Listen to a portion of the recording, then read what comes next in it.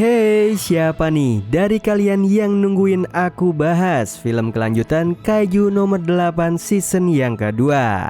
Oh iya, sebelumnya video ini adalah lanjutan part 2-nya ya. Nah, yang belum nonton part 1-nya bisa langsung subscribe channel Teman Tidur atau bisa klik link di atas dan juga deskripsi di bawah. So, yang penasaran langsung aja kita ke alur ceritanya. Singkat cerita, beberapa hari kemudian latihan para anggota divisi 1 udah dijalanin. Yang mana kelihatan kesiksa banget nih fisiknya si Kafka. Soalnya latihan di divisi 1 ini harusnya sih jauh lebih berat ya dari divisi 3. Kikoru aja yang fisiknya lebih kuat dari Kafka sampai keringetan gitu. Beda nih sama para anggota lainnya yang udah kebiasa sama latihan yang mereka semua lakuin. Ya walaupun begitu, si om-om ini tetap berusaha latihan keras nih biar staminanya makin oke. Di sisi yang lain, si Kikoru lagi datang ke kamar Kapten Narumi. Kaget deh tuh dia waktu buka pintu kamar, ngeliat si Kapten udah sujud di depannya. Yang mana si Kapten sujud mau minjem uang ke Kikoru karena dia bilang uang gajiannya tiba-tiba raib entah kemana. Kikoru yang dengar itu langsung bilang, gimana nggak raib? Orang uangnya buat beli barang-barang di Amazon sampai numpuk begitu. Tapi tiba-tiba ada alarm kaiju lagi nih. Mau nggak mau bakal gelut lagi deh tuh mereka sama kaiju. Sementara itu di pesawat, si kapten yang masih ngedumel karena gagal minjem duit tetap kelihatan keren nih, memimpin pasukan divisi 1 on the way ke medan perang. Sementara itu udah kelihatan nih lubang raksasa yang muncul di tengah kota. Ternyata kaiju-kaiju yang mengacau adalah pasukan kaiju semut. Yang dimana ini kaiju semut tuh nggak pernah ada di sejarahnya muncul ke permukaan. Terakhir kali aja muncul waktu adanya penggalian fasilitas di bawah tanah. Jadi bisa dibilang ada sesuatu yang nggak beres nih. Kenapa sampai kaiju semut ini bisa muncul ke permukaan lagi? Yang mana semua orang di sini akhirnya diungsiin ke tempat yang aman, kayak sebuah bunker gitu. Yang lain pada sibuk berlarian buat ke bunker. Nah, malah terlihat ada dua bocil nih yang lagi ketakutan. Salah satu bocah ini itu bilang ke adiknya, gak usah takut, nanti juga si Kapten Narumi langsung ngebantai tuh kaiju. Tapi tiba-tiba muncul tuh di depan si bocah itu kaiju semut raksasa. Walau takut, si bocah ini masih tetap berani nih ngelindungi si adek. Yap, benar aja tuh, si Kapten Narumi datang. Dengan sekali tebas, kaiju langsung tewas. Dia juga nyuruh si bocah itu buat pergi dari situ. Sementara di markas, semua peneliti dan juga para petinggi lagi merhatiin si Kafka dan ngelihat apakah energi Kafka ini akan terjadi lonjakan yang parah sampai dirinya bisa lepas kendali lagi. Tapi sebelum melihat si Kafka beraksi, kita lihat dulu nih aksi si gadis kuning kita, Kikoru, dengan senjata kampak saktinya ngalahin banyak kaiju dengan gaya kerennya.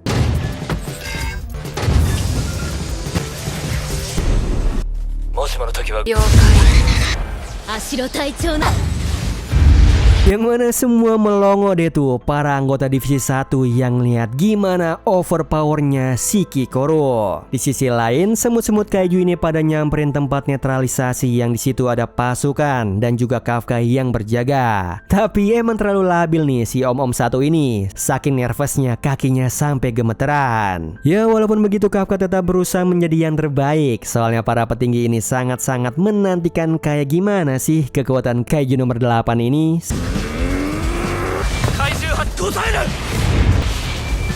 Tapi karena Kafka yang cuma pakai transformasi parsial, kekuatan yang nggak mempan tuh buat ngalahin satu kaiju semut. Di situ si Kafka ini masih takut. Yang mana dia takut perubahan kaijunya lepas kendali lagi waktu lawan Jenderal Shinomiya. Tapi masih teringat nih janjinya sama Mina. Akhirnya si Kafka pakai transformasi fullnya kaiju nomor 8.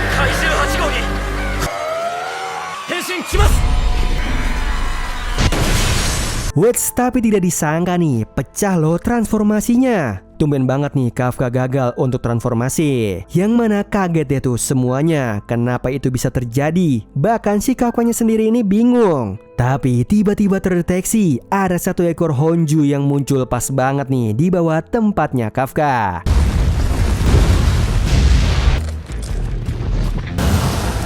Dari Honjo itu malah muncul lagi nih si Kaiju nomor 9. Tapi emang rada-rada nih Kaiju, dia kebingungan kenapa bisa ada di situ. Padahal yang dia rasain di situ ada Kaiju nomor 8. Walaupun begitu, dari situ si Kaiju nomor 9 ini sadar kalau Kaiju nomor 8 itu ya si Kafka ini. Lagi-lagi nih si Kafka nyoba buat berubah jadi Kaiju, tapi sayangnya tetap gagal. Di sisi yang lain si Kapten Narumi khawatir karena takut Kaiju nomor 8 dihabisin sama Kaiju nomor 9. Akhirnya dia mau nyamperin si Kafka. Tapi tiba-tiba muncul lagi Honjo di tempatnya. Yang anehnya si Kaiju nomor 9 ini muncul juga secara bersamaan. Yang ngeselinnya lagi nih, semua Kaiju-Kaiju yang udah dihabisin malah hidup lagi tuh. Kasusnya sama kayak waktu pertarungan di distrik 3 ngelawan Kaiju bom dulu. Nah, Kaiju nomor 9 yang di Kapten Narumi ngeluarin kekuatan aneh dan langsung nyerang si Kapten. Aichu.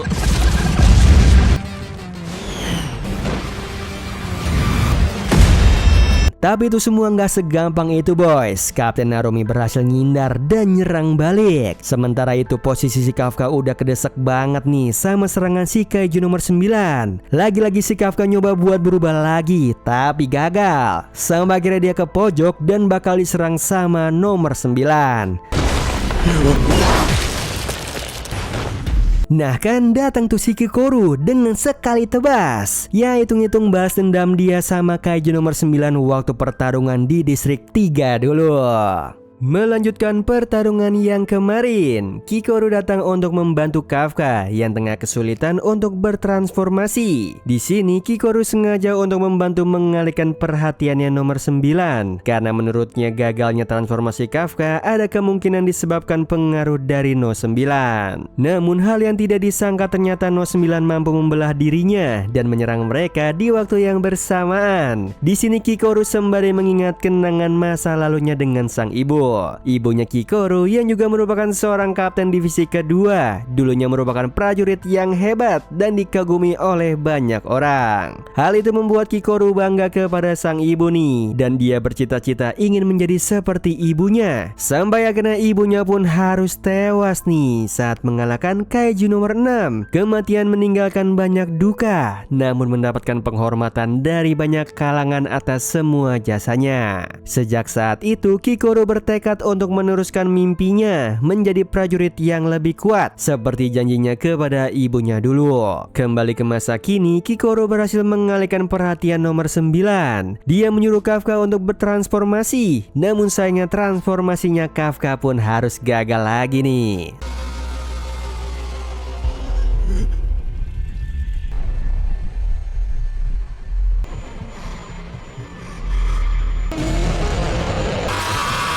Sementara di sisi yang lain ada Narumi yang tengah sibuk sembari menikmati pertarungannya melawan nomor 9 yang lain. Tengah-tengah pertarungan itu Narumi mengaktifkan kemampuan matanya nih yang diambil dari retina Kaiju nomor 1 yang memiliki kemampuan untuk melihat masa depan dengan cara melihat pergerakan syaraf lawan.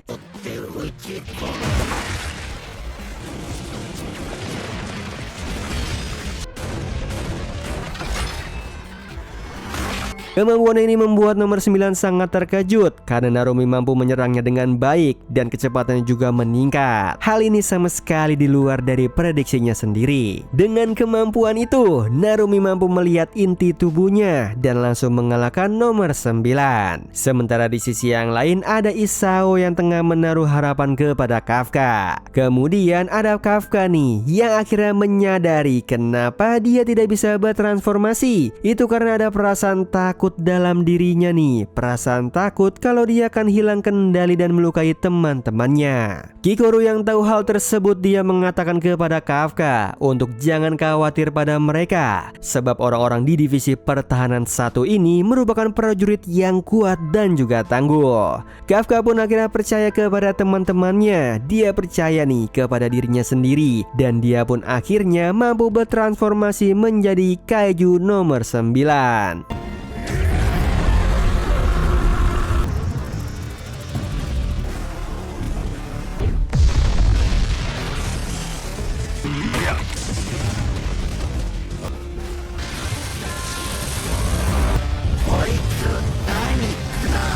Sementara itu di sisi yang lain seluruh anggota divisi pertama tengah siap untuk lebih waspada karena diprediksi akan ada serangan lanjutan yang lebih kuat. Sementara Kafka berterima kasih kepada Kikoru yang tengah memberikan kepercayaan padanya. Dan sekarang nih adalah serangan balik untuk nomor 9 dari Kafka. Ada Jenderal Isao yang tengah kagum dan bangga nih kepada divisi pertama yang mampu melebihi dari ekspektasinya. Dia bangga karena generasi muda bisa jauh lebih kuat darinya. Dia juga memuji Kikoru, Kafka dan juga Gen Narumi yang tengah tampil dengan baik di misi kali ini. Dan Kikoru yang mendengar hal itu dia sangat senang nih. Akhirnya dia bisa mendapatkan pujian dari sang ayah. Di sisi lain ada Narumi yang tengah memikirkan perkataan dari nomor 9 sebelumnya yang mengatakan kalau nomor 9 akan membunuh nomor 8 dan akan merebut kekuatannya.